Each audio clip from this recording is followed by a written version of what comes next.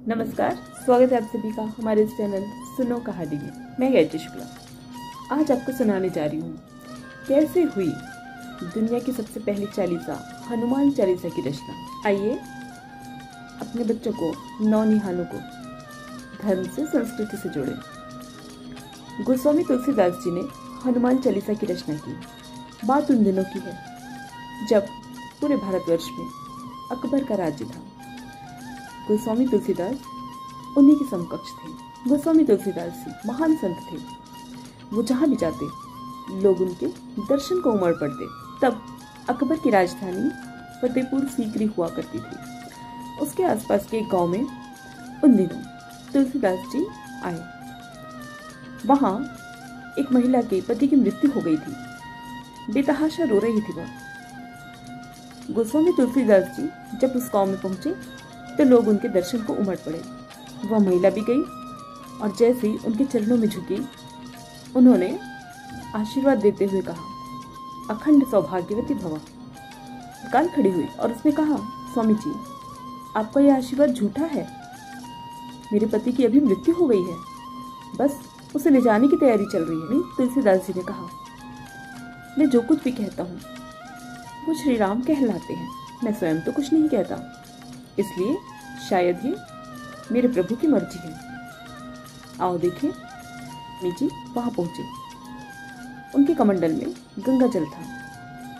आसपास एकत्रित लोगों को उन्होंने कहा, आंखें बंद कर लें और श्री राम नाम का जप करें।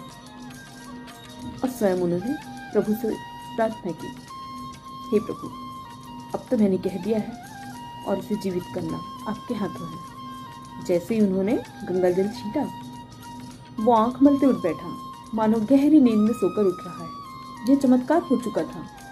लोग आश्चर्यचकित रह गए और कानों कान यह खबर फैलती चली गई आग की तरह।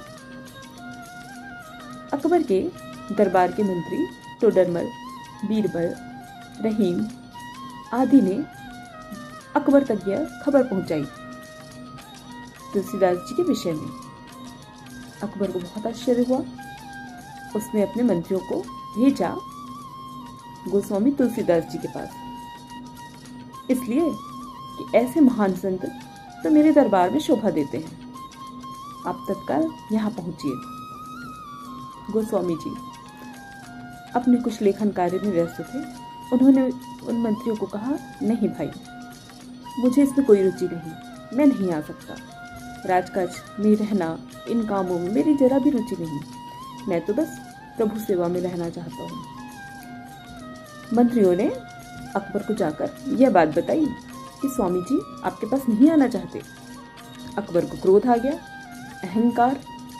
उसने कहा, मैंने बुलाया और वो नहीं आना चाहते, अब तो उन्हें पकड़ कर ले आया जाए। बस फिर क्या था, अकबर के आदेश का पालन हुआ। गोस्वामी तुलसीदास जी को पकड़कर उनके मंत्री राजमहल ले गए। अकबर ने कहा, हमने सुना है कि तुम चमत्कार करते हो, हम भी देखना चाहेंगे कैसा चमत्कार है। गोस्वामी तुलसीदास जी बड़े विनम्र स्वर में बोले, चमत्कार? मैं कोई जादूगर तो नहीं जो चमत्कार करूं। ये तो मेरे प्रभु की लीला है, उनकी माया है। जो किया मेरे राम ने किया। अच्छा, तो अब देखते हैं तुम्हारा राम और क्या कर सकता है। और उन्होंने आदेश दिया, इस संत को काल कोठरी में बंद कर दिया जाए। बहुत अभिमान है इसे अपने राम पे। गोस्वामी तुलसीदास जी बिना किसी शिकन के शिकवे के शांति से काल कोठरी में चले गए। वहां उन्होंने बस अपनी लेखनी और भोजपत्र मंगवाया और काल कोठरी में ही प्रभु का स्मरण करने लगे। वहीं काल कोठरी में ही उन्होंने हनुमान चालीसा लिखनी शुरू की। जय हनुमान ज्ञान गुण सागर, जय कपीश तिहुँ लोक उजागर, रामदूत अतुलित बल धामा, अंजनी पुत्र पवन सुत नामा। बस फिर क्या था, बजरंगबली जी साक्षात उनके पास थे और कहते हैं वे स्वयं उनसे लिखवा रहे थे। गोस्वामी तुलसीदास जी को आभास भी नहीं था कि वो क्या कर रहे हैं। उनके हाथ चल रहे थे। जैसे जैसे एक एक चालीसा आगे बढ़ रही थी, वैसे वैसे पूरी फतेहपुर सीकरी बंदरों के अत्याचार से परेशान हो रही थी। और जब यह आखिरी दोहा लिखा गया, जो सतबार पाठ कर कोई छूटे बंदे महासुख होई, तब तक तो वानर दलों ने फतेहपुर सीकरी में आतंक मचा दिया। अकबर के मंत्री संतरी कोई कुछ नहीं कर पा रहे थे। क्या कर सकते थे? वो वार करते, वानर यहां से वहां कूद फांद मचाते। किसी संत ने अकबर से कहा, महाराज, आपने एक ऐसे संत का दिल दुखाया है, आपने एक ऐसे संत को प्रताड़ित किया है, अपमानित किया है, जो सच्चे हृदय से प्रभु की सेवा करता है। आपको उनसे क्षमा मांगनी चाहिए।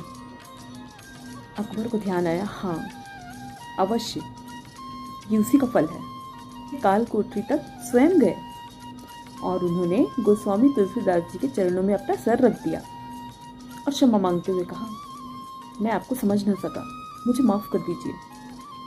गोस्वामी तुलसीदास बहुत ही विनम्र थे। वे जैसे ही बाहर आए, वानर दल को उन्होंने देखा और बस प्रणाम की मुद्रा में हाथ जोड़ा, नतमस्तक हो गए। पल भर में पूरा वानर दल फतेहपुर सीकरी से जा चुका था। ये थी प्रभु की माया।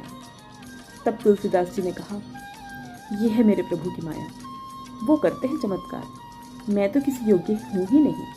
ये है हनुमान चालीसा की माया कि एक अक्षर श्री हनुमान जी की शक्ति का परिचय देते हैं। जो भी कोई हनुमान चालीसा का पाठ करता है, वह एक दिव्य शक्ति से, अलौकिक शक्ति से भर जाता है। हनुमान चालीसा अपने आप में एक मेडिटेशन है। आप ध्यान से करके तो देखिए। पर साक्षात विराजमान है श्री हनुमान जी, और हनुमान चालीसा जहाँ भी पाठ किया जाए, वो वहाँ स्वयं मौजूद रहते हैं, रक्षा करते हैं, जैसे उन्होंने तुलसीदास जी की रक्षा की।